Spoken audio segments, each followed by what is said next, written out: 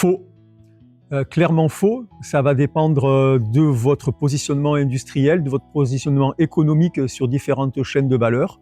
La criticité, ça va être lié à une importance économique et à un risque d'approvisionnement. Le côté stratégique, là, on est vraiment sur de la souveraineté de filière.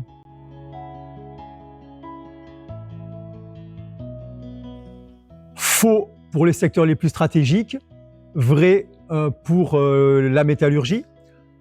Aujourd'hui, l'industrie européenne, notamment sur tout ce qui va être la fabrication de batteries, de panneaux photovoltaïques, d'éoliennes, évidemment de numérique, est très peu présente. Donc nous n'avons pas besoin de métaux pour ces industries-là. Nous avons besoin de composants qui nous permettent d'être assemblés pour répondre à nos besoins. Vrai donc sur les parties des alliages, des super alliages hautement stratégiques pour l'aéronautique et la défense. Là, on a directement besoin de métaux, le titane, le tungstène, par exemple, qui sont directement utilisés par nos industriels à des fins très stratégiques. Faux.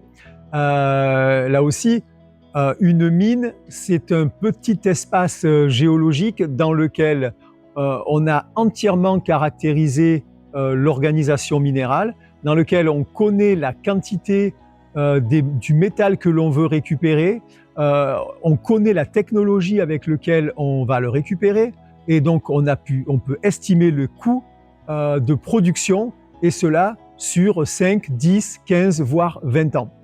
La mine urbaine aujourd'hui, c'est aléatoire. Ça va dépendre de la durée de vie des produits qu'on récupère, des technologies qui ont été utilisées au moment où on les a fabriqués.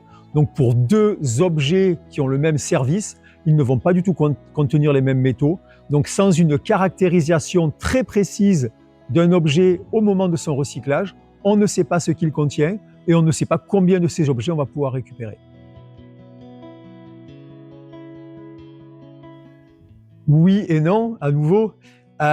Si dans l'économie circulaire, on considère et on met en premier l'aspect fermeture de la boucle des métaux par le recyclage, évidemment, la substitution ferme cette porte, puisque les métaux qui sortiront du recyclage ne pourront pas être à nouveau utilisés dans cette technologie. Vrai au niveau global, parce que l'économie circulaire, ce n'est pas forcément des boucles fermées de métaux, c'est une économie qui est circulaire. Et donc à partir du moment où on vient récupérer dans des déchets des métaux dont globalement l'industrie mondiale a besoin, quelle que soit l'application, ces métaux n'ont pas à venir des mines.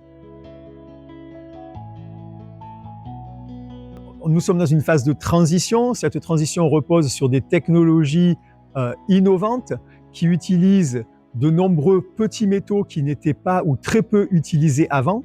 Et donc la seule façon de les produire, évidemment, c'est la mine, voire les déchets miniers quand c'est possible. Il y a quelques exemples. Mais globalement, pour répondre à ces besoins, le recyclage, lui, ne repose que sur des produits en fin de vie que l'on peut recycler, donc que l'on peut collecter aujourd'hui. Et dans cette transition, avec des taux de croissance à 2 chiffres autour de 15%, avec un doublement de la demande tous les 5 ans, on comprend bien que le seul recyclage ne permet pas de répondre à ces besoins.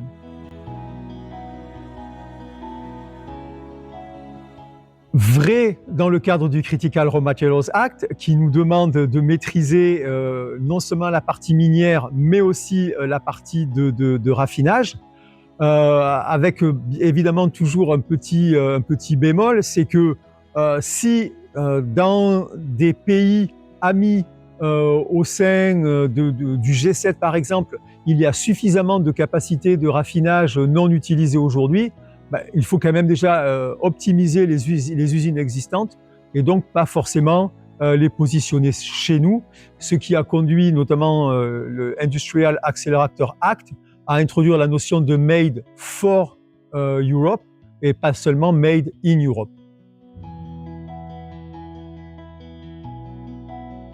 Oui, sachant que le terme d'approvisionnement ne se réfère pas forcément aux matières premières, mais à l'ensemble des produits et des services dont il a besoin. Donc ça, c'est capital de préserver ces approvisionnements.